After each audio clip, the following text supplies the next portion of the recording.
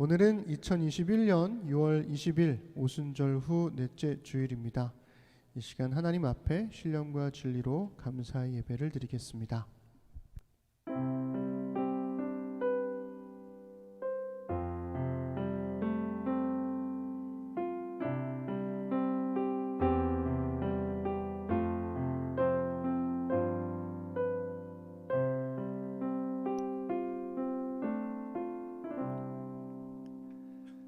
그러므로 우리가 그리스도의 도의 초보를 버리고 죽은 행실을 회개함과 하나님께 대한 신앙과 세례들과 안수와 죽은 자의 부활과 영원한 심판에 관한 교훈의 털을 다시 닦지 말고 완전한 대로 나아갈지니라. 하나님께서 허락하시면 우리가 이것을 하리라. 아멘. 아멘. 우리 한 주간 잘 지내셨나요? 우리 심는 사람들과 함께 우리 오늘도 라이브로 유튜브 예배를 드리고 있습니다. 네, 늦잠 자신 분들 빨리빨리 일어나셔서 들어오셨으면 좋겠지만 이야기를 아무도 못 들으시겠죠? 네, 일찍 오신 분들 환영하고 예배의 자리로 나오신 여러분들을 주님의 이름으로 축복합니다. 우리 사랑 넘치게 주시는 사랑, 그리고 주의 집에 거하는 자, 우리 하나님 앞에 찬양하겠습니다. 우리 가사를 생각하면서 고백하십시다. 사랑 넘치게 주시는 사랑, 날 자녀 삼아 주신 그 사랑 귀하다 하셨네. 그 사랑 세상이 본 적 없네. 주가 우리 죄 위하여 십자가 달리사 죽기까지 사랑하셨네. 주님 그 사랑 감사해. 날 위해 십자가 달리신 주의 그 사랑 영원히 난 찬양하리라. 주님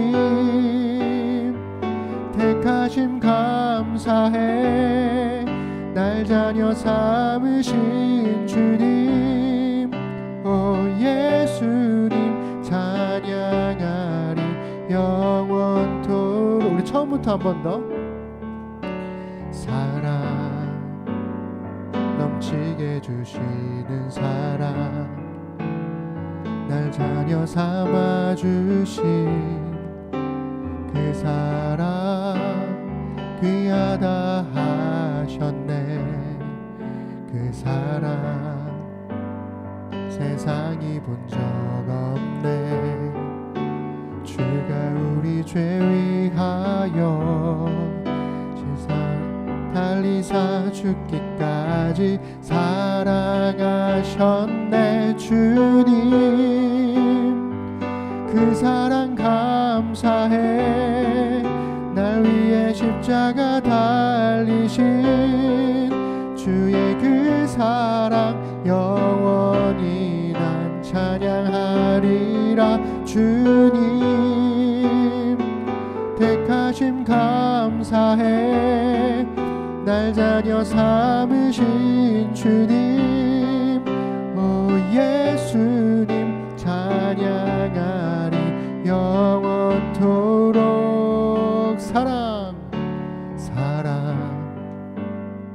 내 죄보다 크신 사랑, 온유하고 겸손해 끝까지 나를 오래 참고 기다리시네. 그 사랑 수렁에서 건지시고 반석 위에 세우시며 늘 함께 하시니 주님 그 사랑 항상 난 믿네. 주님 그 사랑 감사해.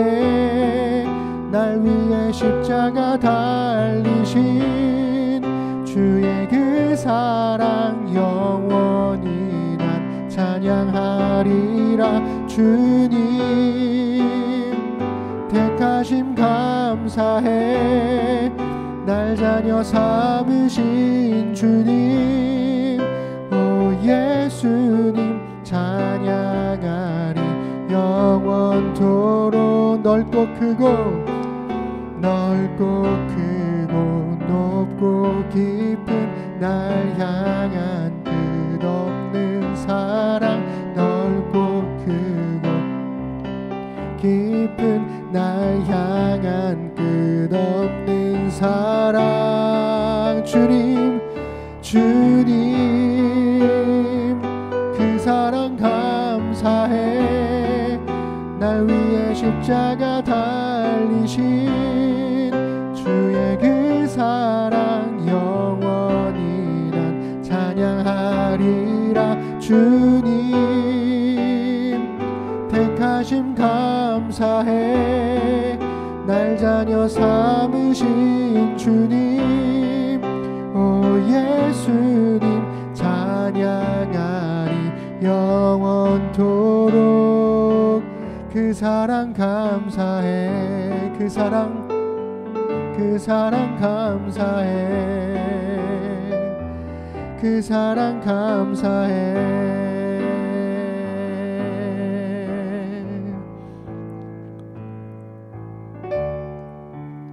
우리 주의 집에 거하는 자 함께 우리 처음부터 찬양하길 원합니다. 주의 집에 거하는 자 항상 주 찬송하리. 시온의 대로가 있고 힘 얻는 자 복이 있네. 주의 집에 거하는 자 항상 주 찬송하리. 시온의 대로가 있고 힘 얻는 자 복이 있네. 주 얼굴 볼 때까지 힘을 얻어가리. 들으소서 만군의 주 하나님, 구하오니 이 땅 축복하소서. 들으소서 만군의 주 하나님, 구하오니 이 땅 축복하소서.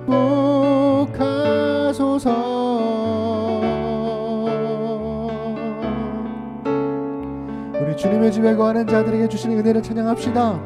주의 집에 거하는 자 항상 주 찬송하리. 시온의 대로가 있고 힘 얻는 자 복이 있네. 주의 집에 거하는 자 항상 주 찬송하리. 시온의 대로가 있고 힘 얻는 자 복이 있네. 주 얼굴 볼 때까지 힘을 얻어가리. 들으소서 만군의 주 하나님, 구하오니 이 땅 축복하소서. 들으소서 만군의 주 하나님, 구하오니 이 땅 축복하소서.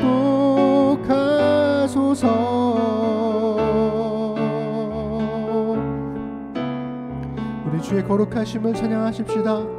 오 주는 거룩, 오 주는 거룩,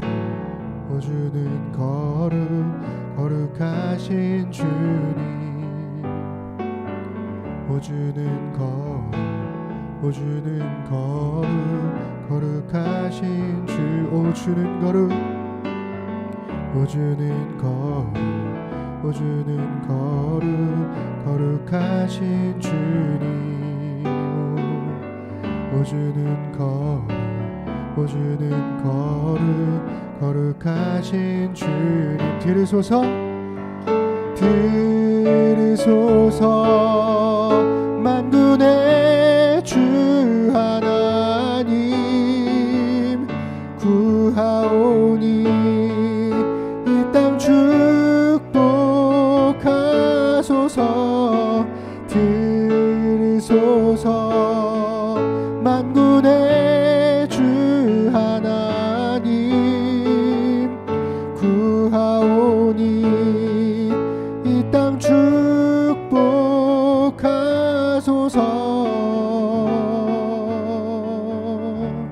우리 하나님께 감사 박수 드리겠습니다. 아멘. 네, 우리 이어서 지난주 찬양했던 시편 1편 찬양을 함께 또 했으면 좋겠습니다. 오디오 인터페이스를 바꾸면서 라이브 예배를 드릴 때 아주 조금은 부담이 좀 덜해진 게 마이크를 가까이 댈 때만 소리가 나기 때문에 외부 소리가 잘 유입이 안 되거든요. 그래서 좀 약간의 잡담이 있어도 혹은 찬양을 크게 불러도 아주 괜찮은 그런 상황이 되어서 참 감사하다는 생각이 듭니다. 어려운 상황이지만 우리가 하나님 말씀 앞에서 또 함께 예배를 드리는 공동체로 달려왔던 지난 코로나 기간이 아닌가 싶어요. 그리고 그 가운데에서 우리가 놓치지 않으려고 했던 것, 하나님 말씀을 마음에 심고 하나님의 나라로 세상에 심겨진 사람들로 살아가는 것, 그런 마음의 고백들이 우리를 지금까지 붙들어 주셨던 게 아닐까라는 생각이 듭니다. 우리 가사를 생각하면서 함께 우리 찬양하겠습니다.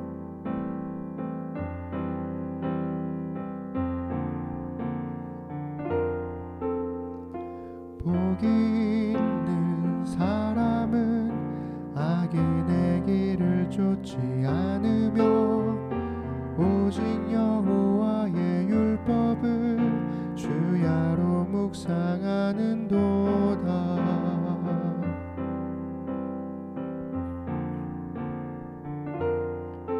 그는 시냇가에 심은 나무가 저를 따라 열매를 맺으며 그 입이 시들지 않듯이 모든 일이 다 잘 되리라. 주는 신실하시니 그는 성실하시니 의의 길을 따르라. 주의 길을 주는 신실하시니 그는 성실하시니 의의 길을 따르라. 주의 길을. 복이 있는 사람은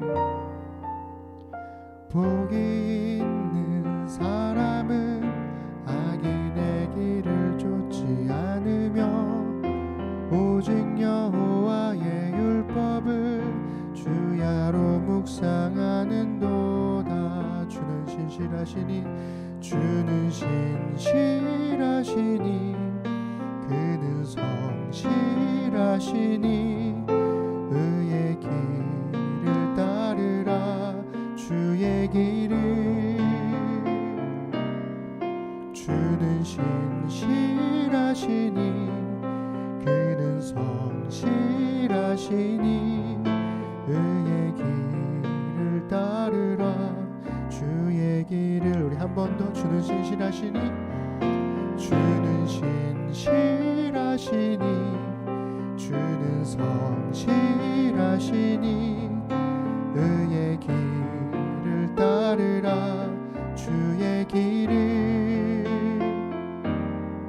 주는 신실하시니 그는 성실하시니 의의 길을 따르라. 주의 길을.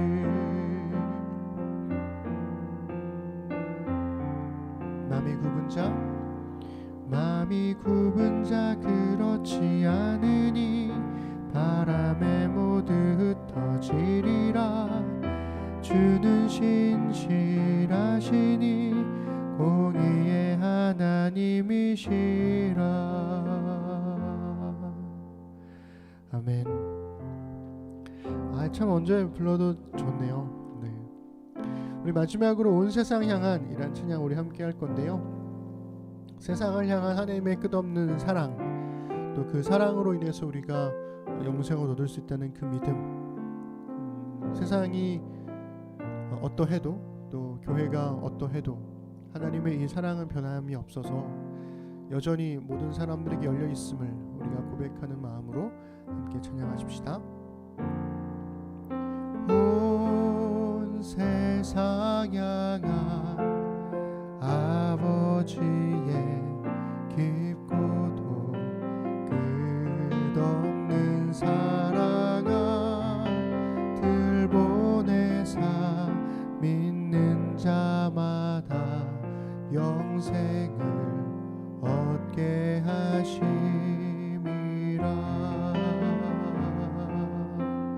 하나님 사랑, 하나님 사랑, 맑은 생명수 온 땅에 흘러넘쳐, 참 사랑 없어 메마른 영혼 소성케 되리. 온 세상 향한 아버지의 깊고도 끝없는 사랑아, 들보내사 믿는 자마다 영생을 얻게 하심이라.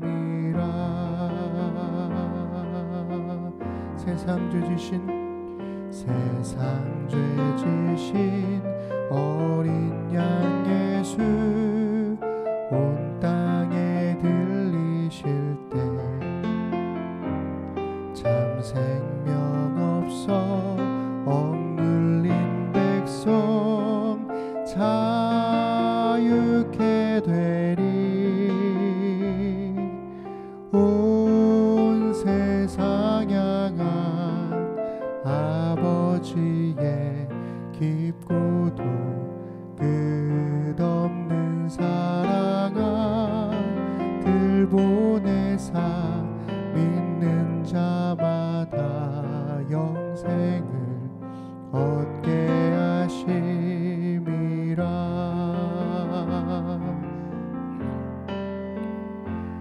진리의 성령 영원한 사귐 우리와 함께 계셔, 참 믿음 없어 연약한 자녀 새 힘 주시리. 온 세상 향한 아버지의 깊고도 끝없는 사랑아, 들보내사 믿는 자마다 영생을 얻게 하심이라. 아멘. 우리 시간 함께 드리는 기도 하겠습니다. 우리 겸손히 삶의 부끄러움을 내어드리고 주의 온전하심을 받아 누리는 예배 될 수 있도록, 또 우리가 걱정을 기도로 바꾸면 주께서 고난을 선물로 바꾸심을 경험할 수 있도록 기도하십시다. 변화와 개혁을 갈망하는 국민들의 열망이 자기 욕망을 넘어서 공평과 정의를 실현하는 정치로 드러날 수 있도록, 또 자기 생존이 아닌 자기 부인으로 하나님과 사람 앞에 겸손하게 선을 행하는 한국교회 될 수 있도록 위해서 기도하십시다.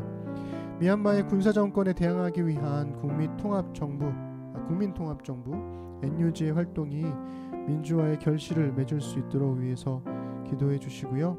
또 우리 보미자매가 어제가 예정일이었는데 예정일을 넘어서 지금 아이가 나오기를 기다리고 있습니다.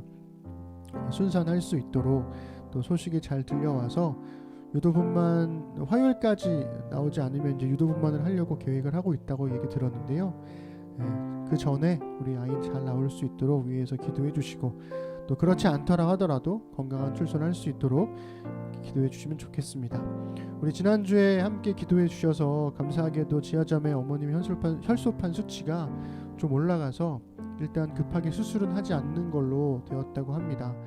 한 2주 정도 또 경과를 보고 계속 이제 좀 경과를 지켜봐야 하는 상황인데요. 위에서 계속 기도해 주시고, 또 각 가정의 부모님들의 건강을 위해서, 또 우리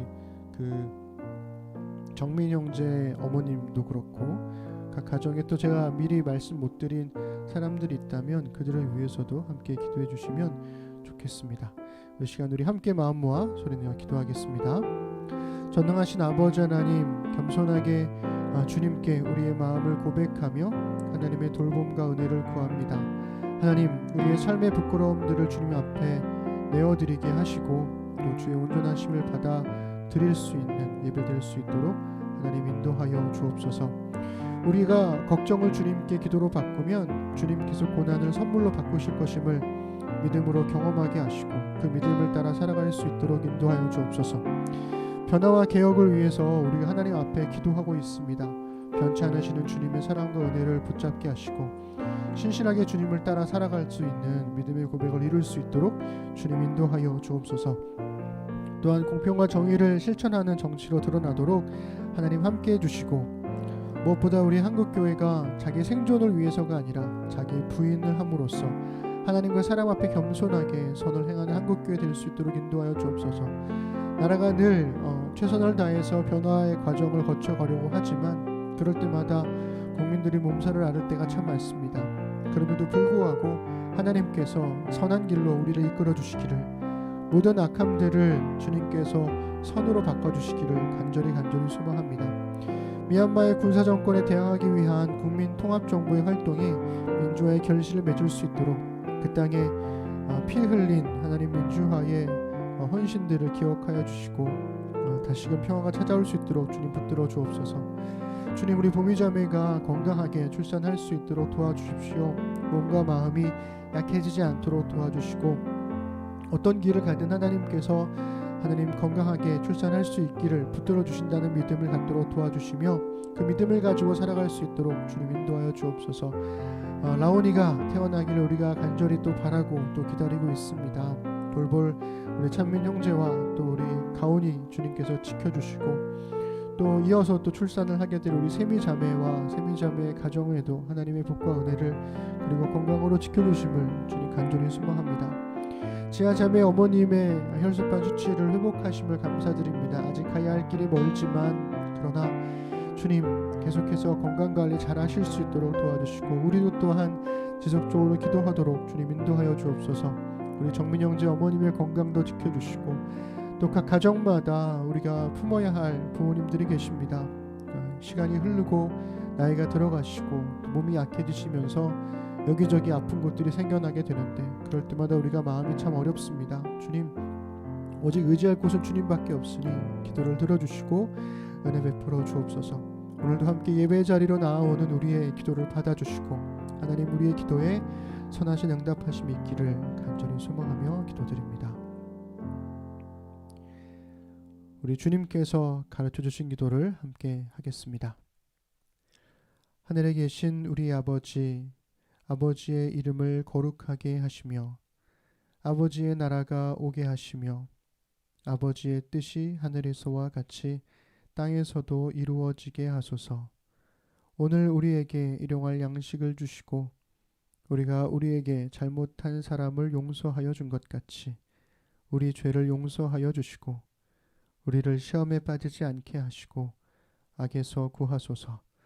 나라와 권능과 영광이 영원히 아버지의 것입니다. 아멘. 네, 우리 심는 사람들 소식 전하겠습니다. 우리 계속 코로나 거리두기 2단계가 연장이 되었죠. 그래서 5인 이상 집합금지로 실시간 예배를 계속 드리고 있습니다.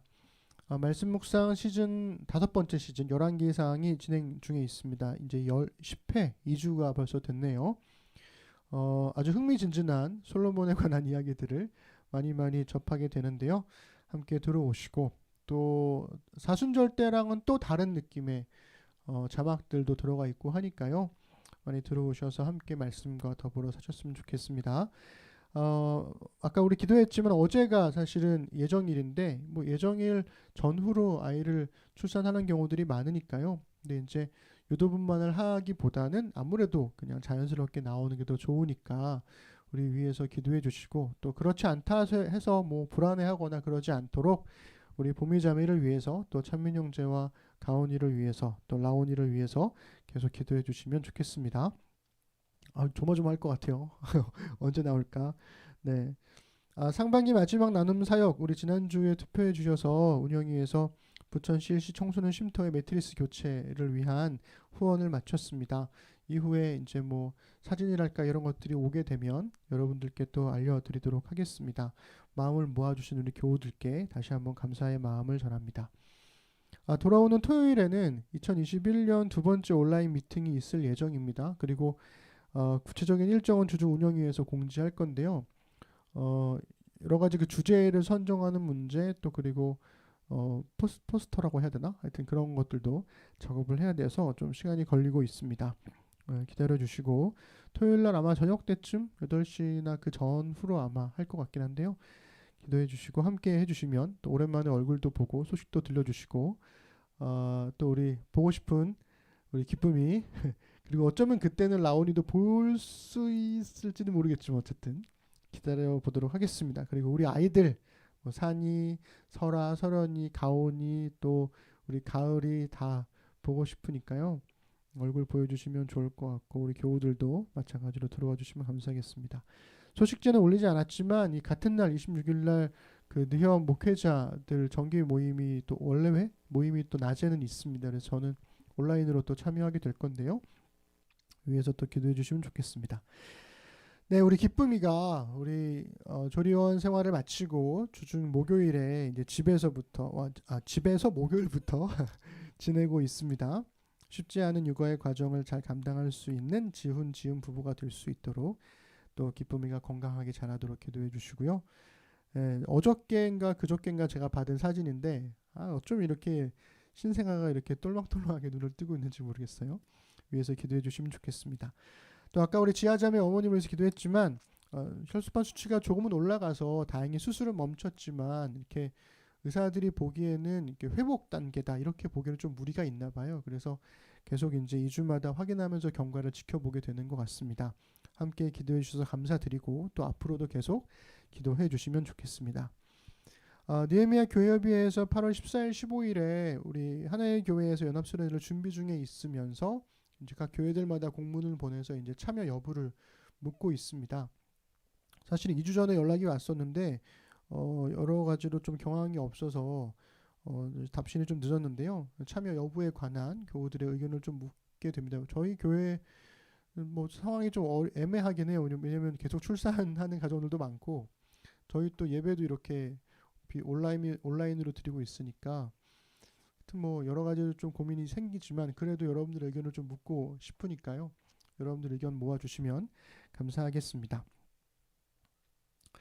네, 우리 찬송가 455장 우리 주님의 마음을 본받는 자 찬양하시죠.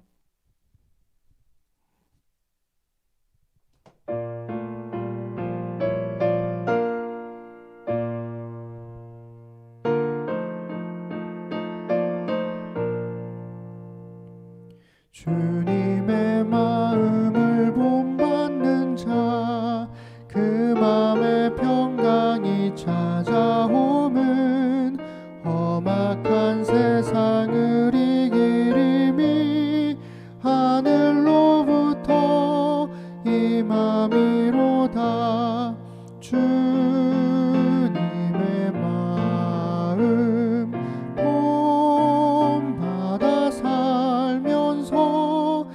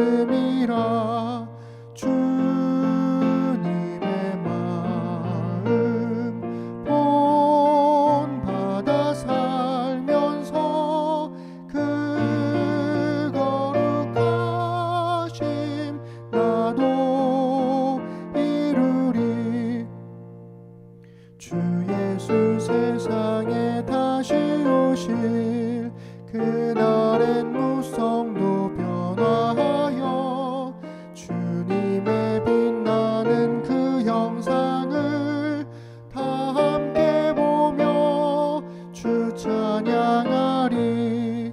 주님의 마음 본받아 살면서 그 거룩하심 나도 이루리. 아멘. 우리 하나님 말씀 보겠습니다. 하나님 말씀은 욥기서 8장 1절부터 7절 말씀입니다. 욥기서 8장 1절부터 7절 말씀입니다. 네, 읽어드릴게요.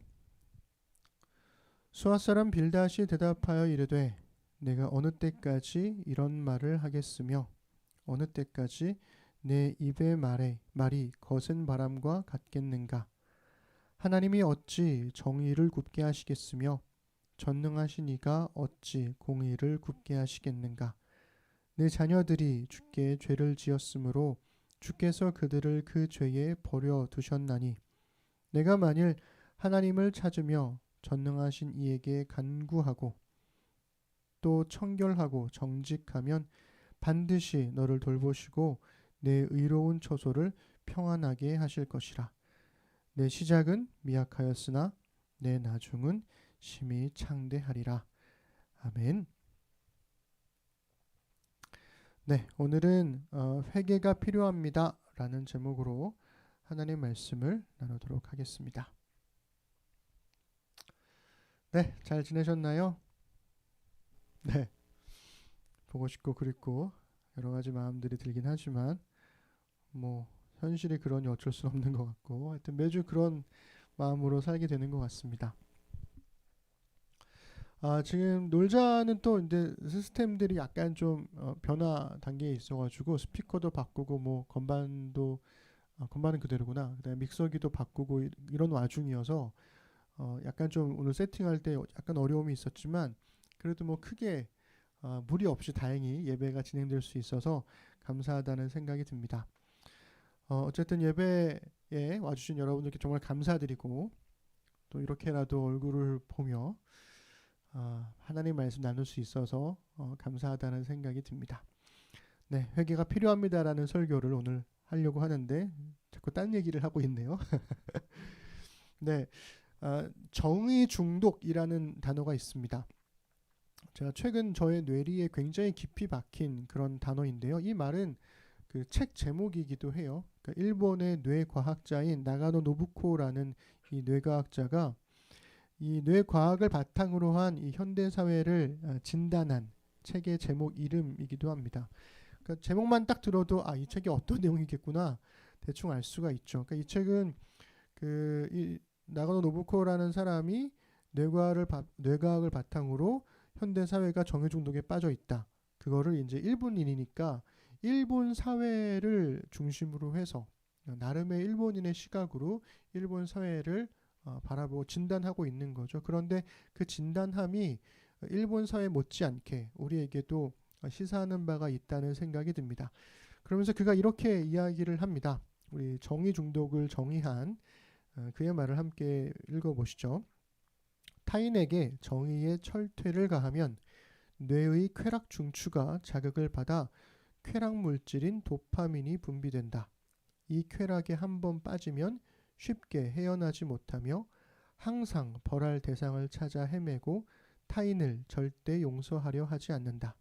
나는 이런 상태를 정의에 취해버린 중독 상태, 이른바 정의 중독이라 부른다. 인지 구조가 의존증과 거의 비슷하기 때문이다. 이렇게 이야기해주고 있습니다. 그러니까 사람들이 다른 사람들을 과도하게 비판을 하고 또 자기와 상관없는 일임에도 불구하고 이렇게 막 분노할 때 우리는 그거를 보통 의분이라고 생각을 하는데 이 사람은 이게 정의 중독에 이른 상태다라고 보고 있고 거기에 대한 근거를 이제 뇌과학에서 도파민이 분비되는 것으로 보고 있는 거죠. 현대 사회에서 이 정의 중독이 가장 두드러지는 곳 SNS가 아닐까 싶어요. 저는 뭐 SNS를 하지 않기 때문에 카톡을 제외한 SNS를 하지 않기 때문에 뭐 자세한 내막들은 알 수 없겠지만 보통 제가 느끼기는 그렇습니다. 그러니까 얼굴과 얼굴을 마주하고 대화하면 좀 더 쉽게 화해할 일도 이상하게 핸드폰이나 모니터를 마주하고 있을 때는 도저히 용서할 수 없는 일이 될 때가 굉장히 많다는 거죠. 그러니까 자기 입장에서의 옳고 그름에 관한 말들을 SNS에 막 쏟아내고 거기에 반박하는 글들이 올라오면 또 그거를 조목조목 따지는 글을 올리면서 내가 왜 맞는지, 너는 뭘 오해했는지 이런 것들을 계속해서 이야기하면서 싸우는 관계가 지속된다는 거죠. 그러니까 그 세계에서는 아이러니하게도 모두가 정의롭다고 생각하고 모두가 서로 욕을 하는 그런 이상한 상황이 생기더라는 거죠.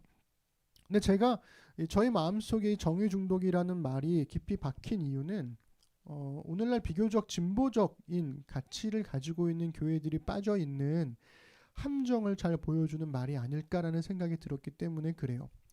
보통 우리 일반적으로 보수적인 가치를 가진 신앙은 개인의 신앙생활을 강조하고 교회를 좀 지키려고 하는 그런 경향이 있는 반면에 진보적인 가치를 가진 신앙인들은 사회 정의를 강조를 하고 사회를 좀 바꾸려고 하는 노력들을 하려고 하죠.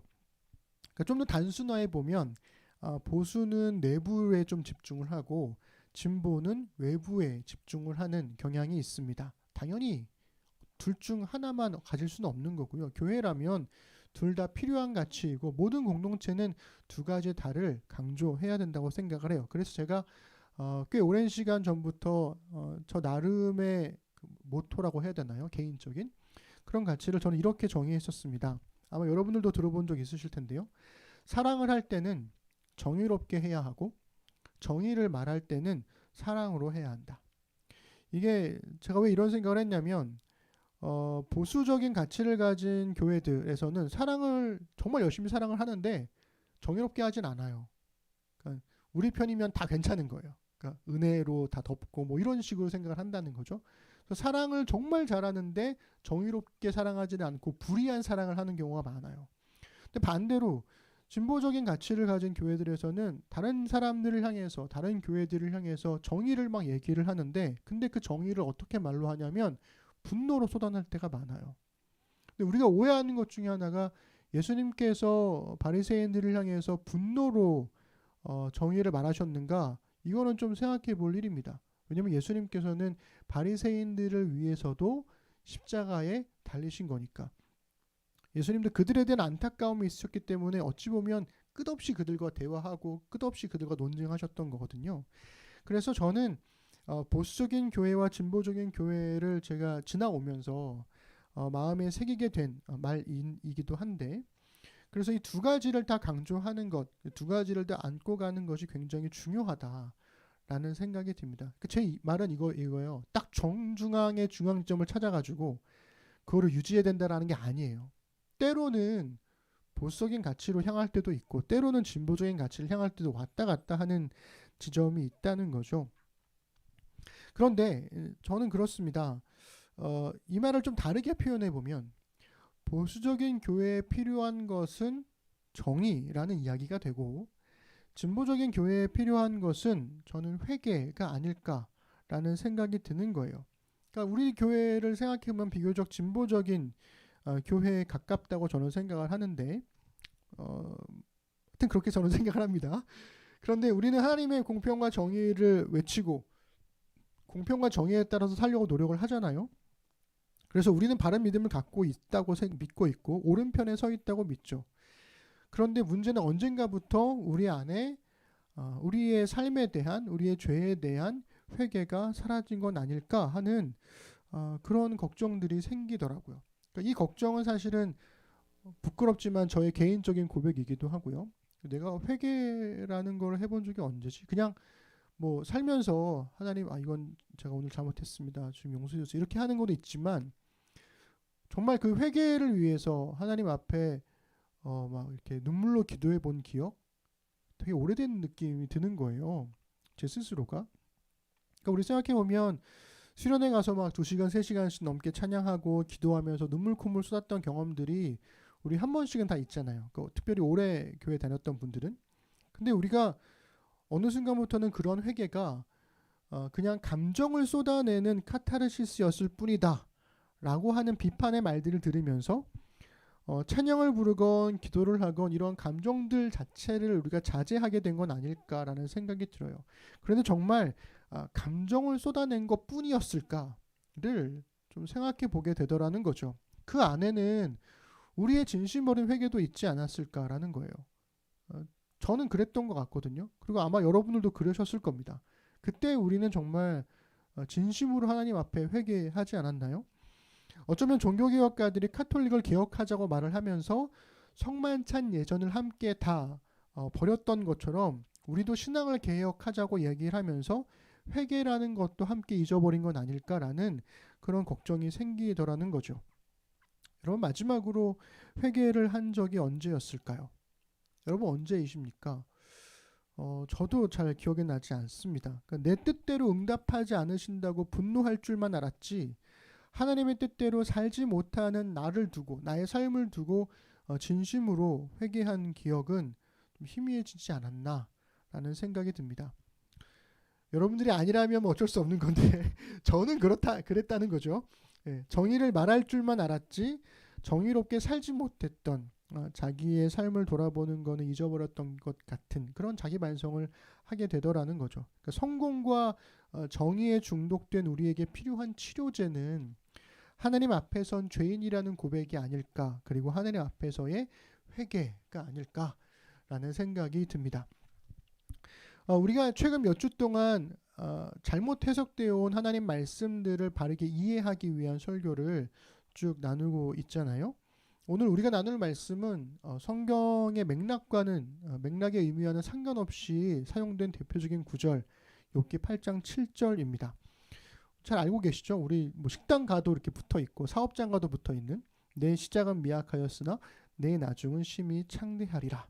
이런 거 많이 보셨을 겁니다. 그러니까 뭔가 새로운 일을 시작하는 사람에게 우리가 선물하는 대표적인 말씀 액자이기도 하죠.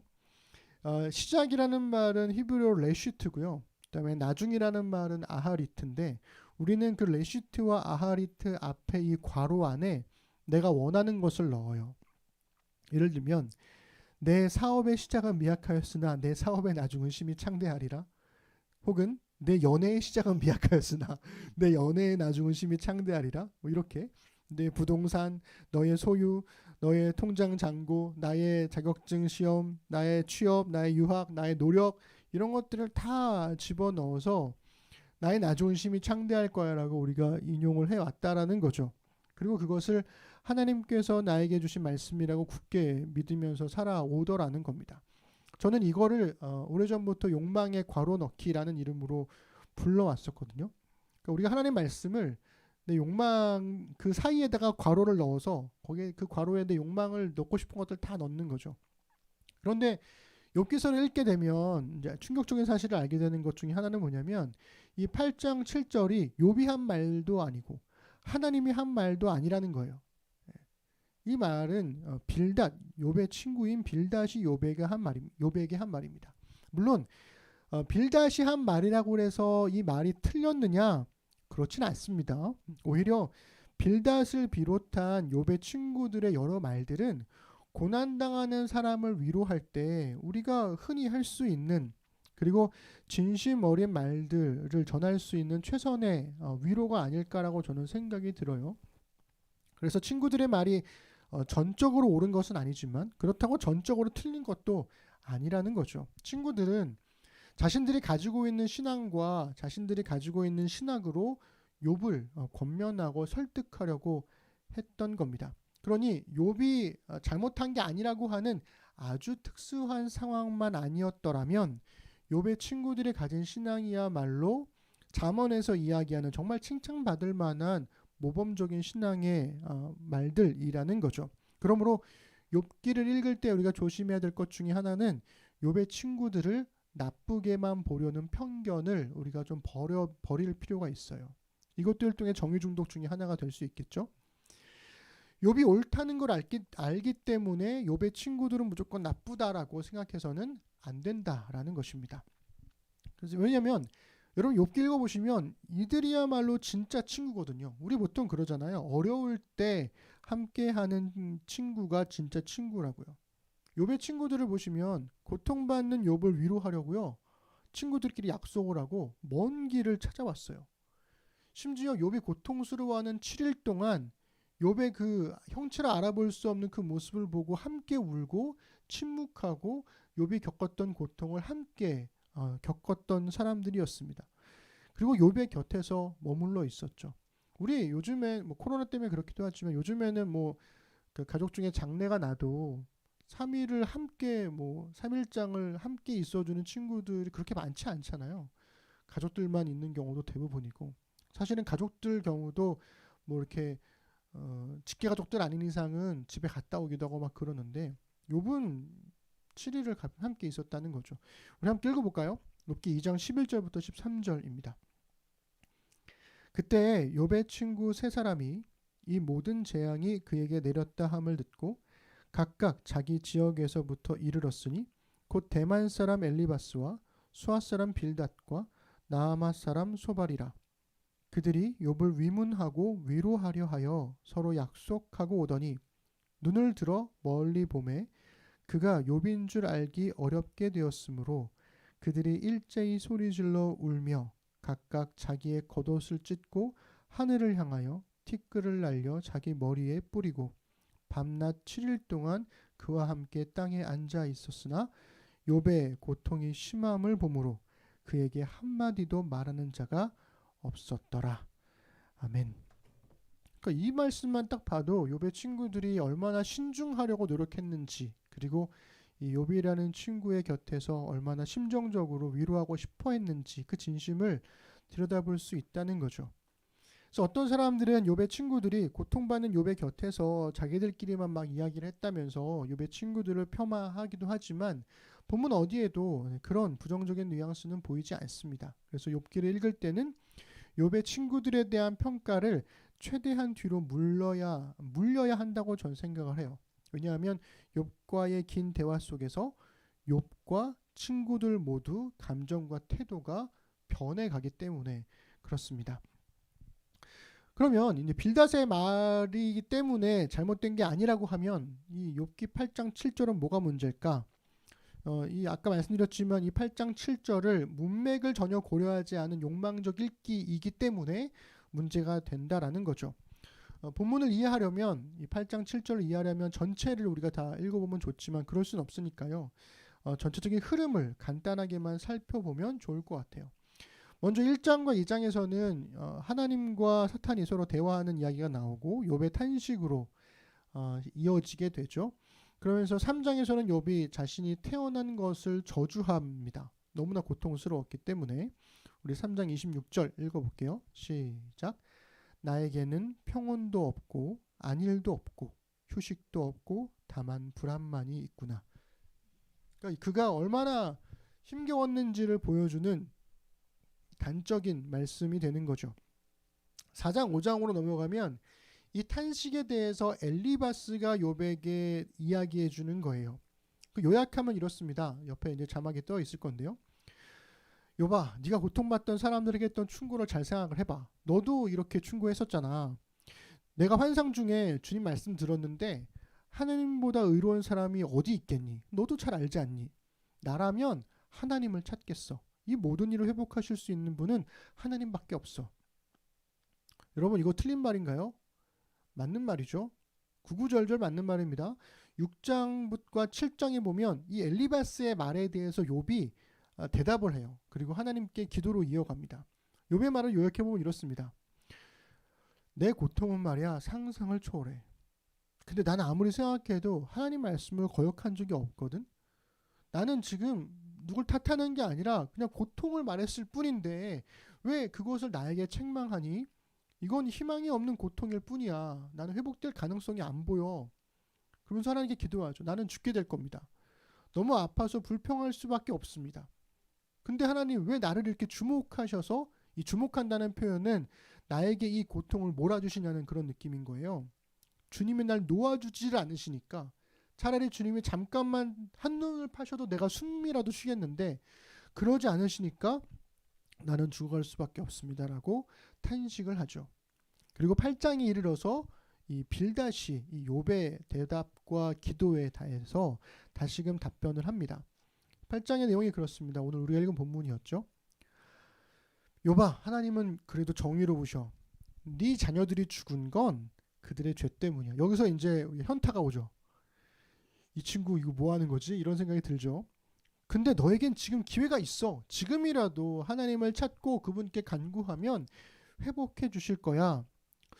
우리가 꼭 피해야 할 위로의 방식이 이 빌닷의 위로의 방식이 아닐까라는 생각이 들어요. 그런데 여기서 이야기하는 빌닷의 말은 요지는 뭐냐면 여전히 회복할 수 있는 하나님이시니까 너한테 네가 기억하지 못하는 죄가 있을 거야. 그러니까 너 회개해라는 거거든요.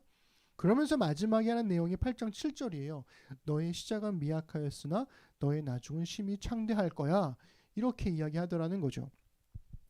이 대화의 흐름 속에서 우리가 두 가지를 발견할 수 있는데 하나는 엘리바스나 빌닷의 말들이 우리에게 굉장히 익숙한 말들이라는 거고 내용이라는 거고 두 번째는 이 문맥을 고려해 보다 보면 8장 7절의 말씀은 재산의 증대나 사업의 성공에 대해서 말하는 것이 아니라 회개에 대한 것임을 우리가 알 수가 있습니다. 그런데도 우리가 이 말씀에 우리의 욕망을 투영하더라는 거죠.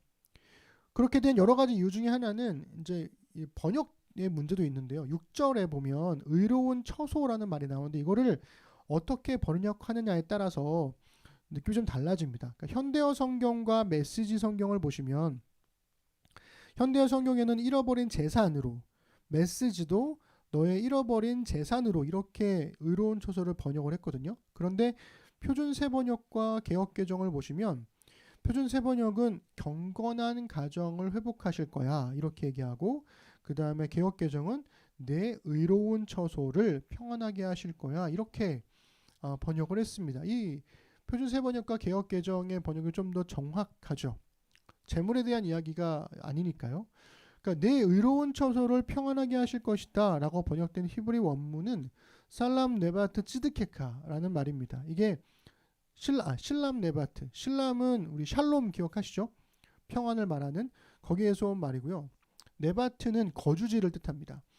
그리고 찌드케카는 우리 째다카라고 하는 정의, 공의로 번역되는 말인데 이게 그 단어의 2인칭 소유격이에요. 그래서 너의 의로움 이렇게 되는 거죠. 그러니까 너의 의로운 거주지 이렇게 번역하는 게 사실은 굉장히 원문의 의미를 잘 살려낸 번역인 겁니다. 그러니 다시 요약을 하면 8장 1절부터 7절은 빌닷이 욥에게 회개를 요구하는 문맥이라는 거예요. 너 회개해라는 문맥의 끝에서 8장 7절을 읽어보면 이렇게 읽을 수 있습니다. 너의 회개의 시작은 미약하였으나 너의 회개의 나중은 심히 창대할 거야. 이 맥락이라는 거죠. 이 말씀을 맥락을 무시하고 그것만 딱 떼와가지고 우리의 욕망을 막 끼워 넣었던 게 우리의 문제였다는 겁니다. 물론 이 말은 적절치 않았어요. 왜냐하면 욥은 회개할 일을 하지 않았으니까요. 그러니까 빌닷의 말 자체는 맞는 말인데 회개할 일이 없이 고통받는 욥에게는 적절하지 않은 위로였던 거죠. 말씀을 정리해 볼까요? 세 가지로 정리하면 이렇습니다. 첫 번째는 우리는 빌닷의 말을 하나님의 말로 오해했습니다. 물론 성경 안에 들어있으니까 하나님의 말씀이죠. 그러나 그 말씀 안에 있는 맥락을 살펴보는 게 중요하고 두 번째는 우리가 이 말씀을 우리의 성공과 소유에 대한 말씀으로 오해해서 이해해 왔다는 겁니다. 그리고 세 번째는 이 부적절하게 사용된 빌닷의 말을 우리가 여기저기 아무 때나 오용해 왔다라는 게 문제라는 거죠. 그러니 우리는 이 말씀이 누구의 말인지도 몰랐고 그 말씀의 의미도 몰랐고 그 말씀이 적절하게 사용되었는지 여부도 모른 채 그냥 내 시작은 미약하였으나 내 나중은 심히 창대할 거야. 이 말씀이 가지고 있는 그 말 자체가 가지고 있는 힘에 우리가 우리의 욕망을 투영했던 게 아니었나라는 생각이 드는 거죠. 그렇기 때문에 그 괄호 안에는 욕망 대신 우리의 회개를 집어넣어야 합니다. 우리의 회개는 너무 작지만 회개로 인해서 주어진 하나님의 은혜는 심히 창대할 것이기 때문에 그렇습니다. 그러니까 우리가 이 말씀을 성공에 적용했다는 것을 빌닷이 알면 빌닷은 좀 억울해하지 않을까라는 생각이 들어요. 그러니까 빌닷은 욥의 고통을 죄로 인한 하나님의 심판이라고 판단했고, 그래서 회개하면 회복될 거라고 설득하려 했던 것뿐인 거죠. 다만 잘못이 있다면 그 말을 회개할 이유가 없던 욥에게 잘못 적용한 것일 겁니다. 만일 이 똑같은 말씀을 이 빌닷이 간음죄를 저지른 다윗에게 했다면 굉장히 적절한 위로 그리고 권면이 되었겠죠. 회개가 필요한 사람에게는 너무나 시기적절한 말씀이라는 겁니다. 그러니 우리 욥기 8장 7절이 회개에 관한 말씀임을 우리 기억했으면 좋겠습니다. 그리고 사람들이 이것을 잘못 오용할 때 뭐 잘난 척하면서 그건 그 뜻이 아니야 이렇게 말할 필요는 없지만, 그러나 조심스럽게 이 말씀의 원래 의미를 복원해 주는 것도 하나님의 말씀을 거룩하게 여기는 삶 속에서의 바른 신앙을 가질 수 있게 만들어주는 좋은 도전이 아닐까 싶어요.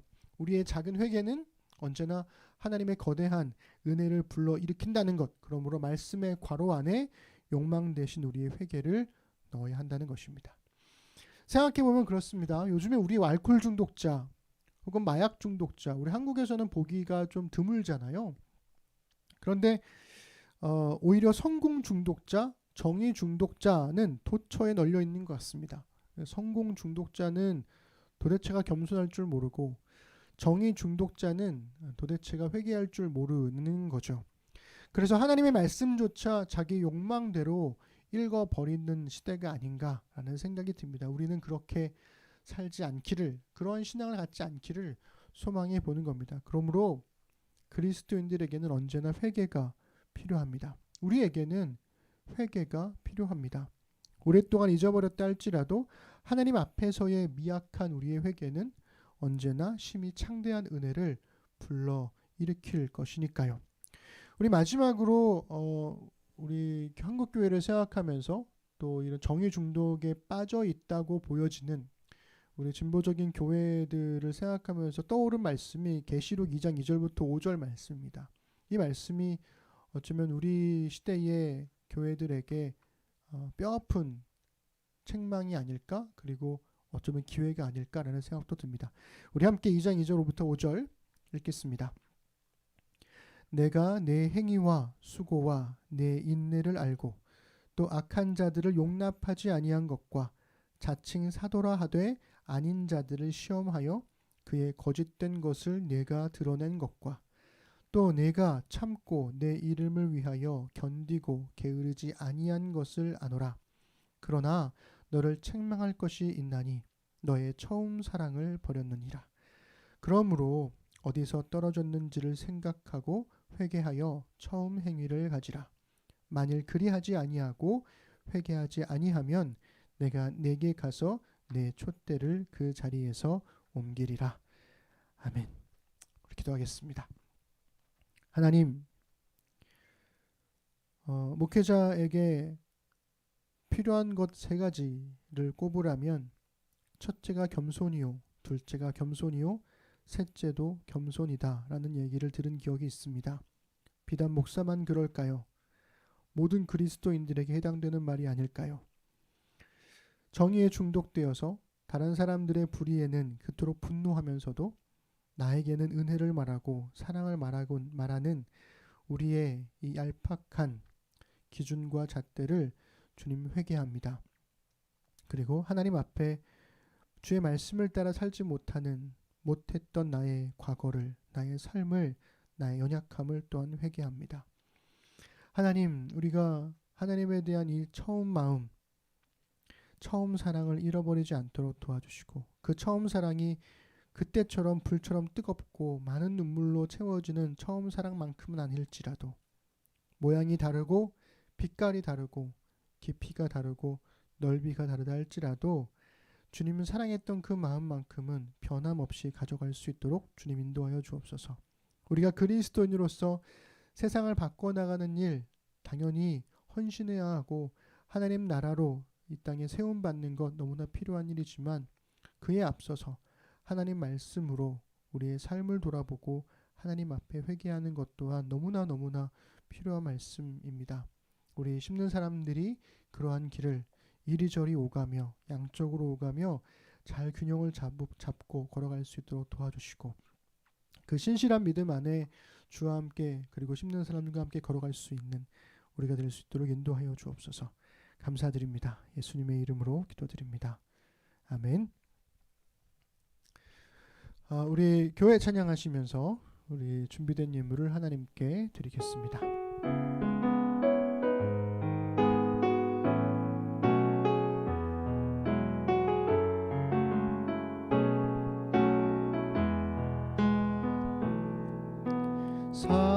사람이 넘치기보다 사랑이 넘치는 교회 섬김을 원하기보다 섬김의 기쁨 알아가는 교회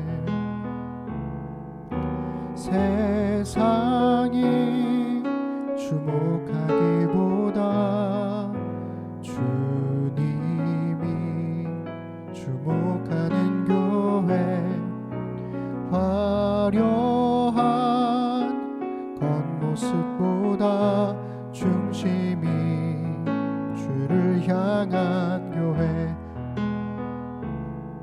주님이 피로 사신 아름다운 교회 서로를 사랑함으로 하나 되는 교회 주님이 머리 되신 거룩한 교회 우리 함께 만들어 가요.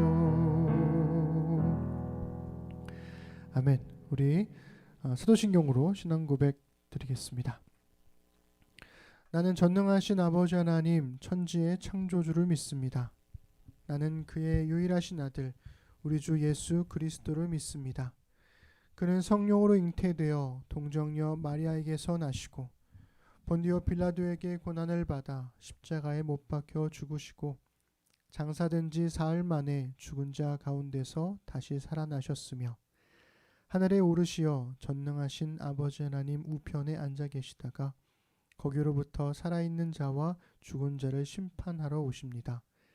나는 성령을 믿으며 거룩한 공교회와 성도의 교제와 죄를 용서받는 것과 몸의 부활과 영생을 믿습니다. 아멘. 하나님, 이 시간 주신 말씀을 따라 함께 살아갈 날들을 신실하게 살겠다는 의미로 헌금을 드리고 신앙을 고백했습니다. 말씀이 삶으로 배어나와 우리 삶의 자리에 은혜의 흔적이 남게 하소서. 능히 너희를 보호하사 거침이 없게 하시고 너희로 그 영광 앞에 흠이 없이 기쁨으로 서게 하시리. 곧 우리 구주 홀로 하나이신 하나님께 우리 주 예수 그리스도로 말미암아 영광과 위엄과 권력과 권세가 영원 전부터 이제와 영원토록 있을지어다. 아멘.